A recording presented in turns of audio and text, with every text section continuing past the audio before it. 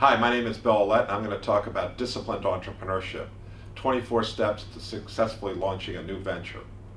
What I'm going to start with is what is entrepreneurship, because this term is used all the time.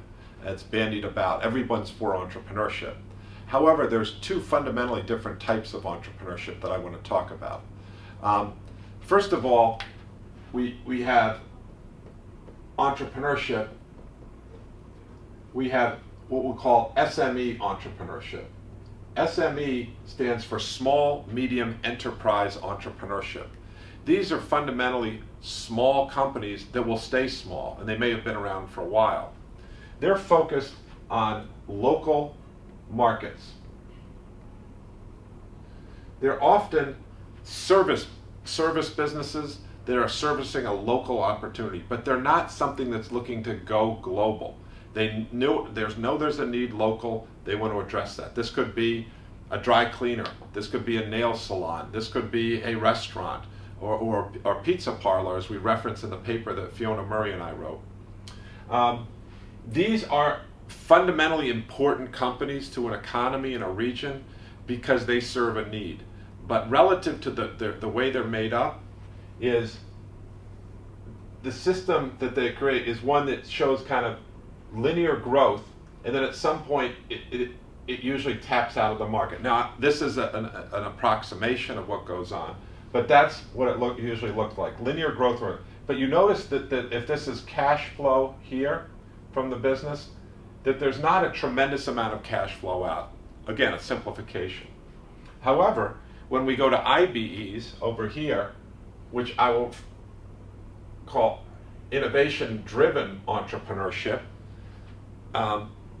or innovation-driven enterprise entrepreneurship, we have a fundamentally different business. This one is looking for global markets or super regional markets to serve. And while this one is usually the owner is usually maintaining control of it. This one is going to require more cash because the dynamics of this business it loses money, and then it's going to start showing exponential growth. So there's this negative cash flow here. If this is cash flow on the y-axis and this is time along the x-axis, it'll initially have to require some capital be put into it. But then if it works, it will take off because it's got basically unlimited markets. Underlying what they're doing here is an innovation that's unique that allows them to address much broader markets. So they're not just focused on the local market, but much broader markets.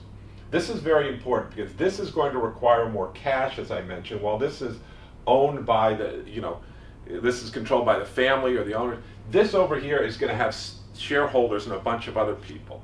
This is a very important difference here because while this business is a very important business, the underlying demographics for the underlying system and training for this does not look the same as this. It's almost like you have two sports, basketball and baseball. Sure, you run in both, you jump in both, but and that's true of these, but Michael Jordan was a great basketball player. He turned out not to be a great baseball player. All his training was for that.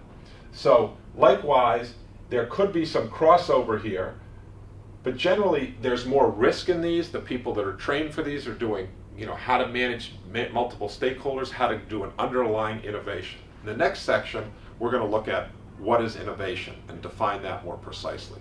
But the point of this is two types of entrepreneurship: small, medium enterprise entrepreneurship, small companies distributed geographically, and then innovation-driven enterprise entrepreneurship, companies that might not make it, but then if they make it, they get to grow and be very, very big.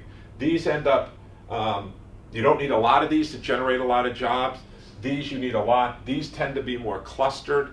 These tend to not be so clustered.